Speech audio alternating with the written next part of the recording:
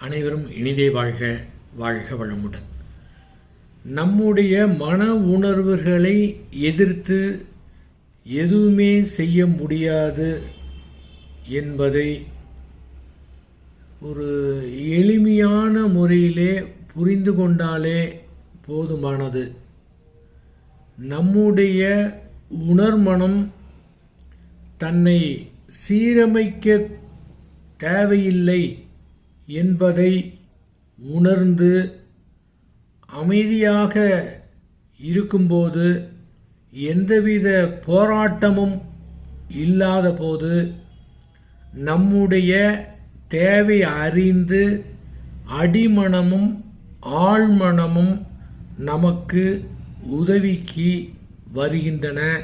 அதனால் எல்லா செயல்களையும் சிறப்பாக செய்ய முடியும்.